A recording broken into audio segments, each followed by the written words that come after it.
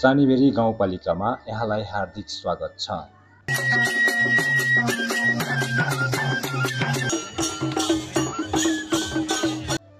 सानीभेरी गाउँपालिका कर्णाली प्रदेश अन्तर्गत रुकुम पश्चिम जिल्लाको पहाडी भूभागमा अवस्थित एक विविधताले भरिपूर्ण क्षेत्र हो। रुकुम जिल्लाको प्रसिद्ध सानीभेरी नदीबाट यस गाउँपालिकाको नामाकरण रहेको छ। भौगोलिक, सांस्कृतिक र पर्यावरणीय विविधताले भरिपूर्ण यस सानीभेरी गाउँपालिका साबिकको सिमली, गराइला, अर्माको सबै भूभाग, दुली र पुर्तिमकाडाको केही भूभाग समेटी बनेको यस गाउँपालिकाको कुल क्षेत्रफल 133.8 वर्ग किलोमिटर तथा जनघनत्व 185 प्रति वर्ग किलोमिटर रहेको छ। यस गाउँपालिकाको प्रमुख व्यापारिक केन्द्र सिमलीमा रहेको छ। जम्मा 11 ओडाहरूमा विभाजन गरिएको यस गाउँपालिकाको सिमाना पूर्वमा मुसिकोट नगरपालिका र बाँफीकोट गाउँपालिका, पश्चिममा जाजरकोट जिल्ला र उत्तरमा आठबिसकोट नगरपालिका र दक्षिणमा चौरजारी नगरपालिका र त्रिवेणी गाउँपालिका रहेको छ।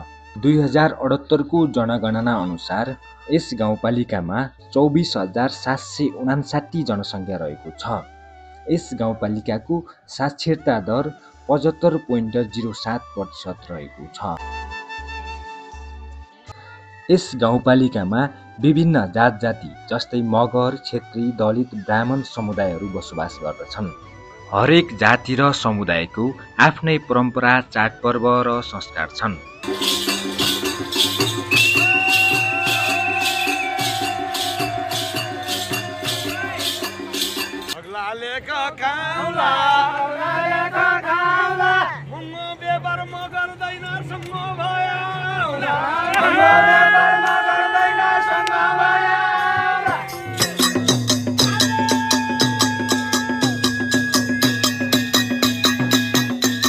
विशेषतः यहाँ हिन्दू धर्मावलम्बीहरू बसोबास गर्दछन्।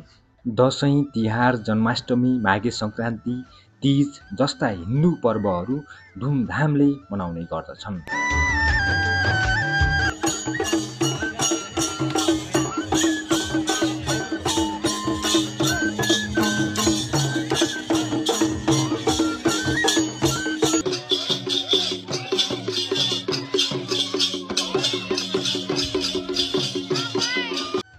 मेला, पर्व, पूजा र स्थानीय सांस्कृतिक सङ्गीत तथा नृत्य जस्तै सोरठी, सालैजो, पञ्चेबाजा, लोकगीत, टप्पा, झ्याउरे, सिङ्गारू, पैँसेरू, मयूरनाच, ठाडोभाका यहाँको नृत्य सङ्गीतको प्रमुख आकर्षक मानिन्छ।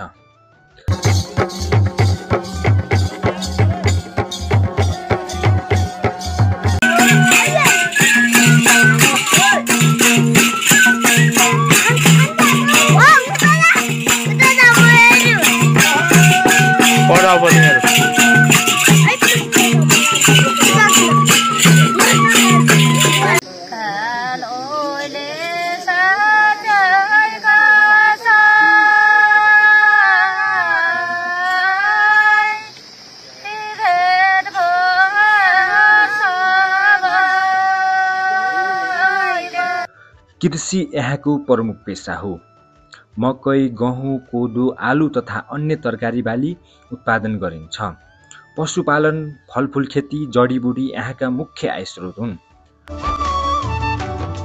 पर्यटनको हिसाबले यहाँ सानीभेरी नदी र ठुलीभेरी नदीको दोभान, रिम्ना दोभान, मौराखरा लेक, सानीभेरी नदी, भेरीदह, सुन्दर गाउँ बस्ती तथा हरियाली जङ्गल, घाँसे मैदान, खेतबारी, खोला नदीले यस क्षेत्रको सौन्दर्य बढाएको छ।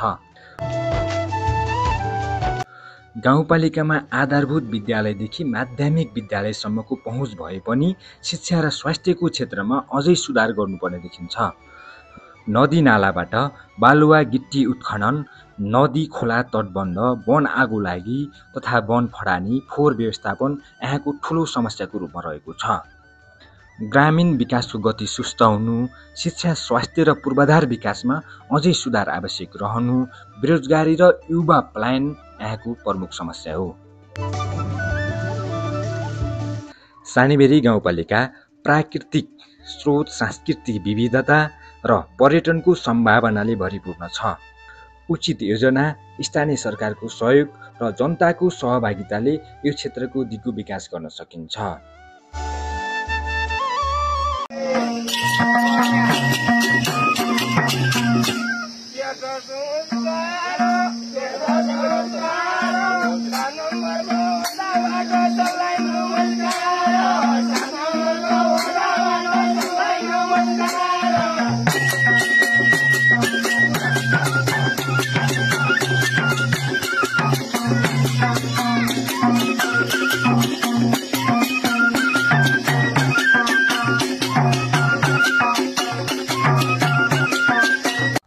धन्यवाद। यस्तै भिडियो हेर्नको लागि लाइक, कमेन्ट, शेयर, सब्स्क्राइब गर्न नभुल्नुहोला।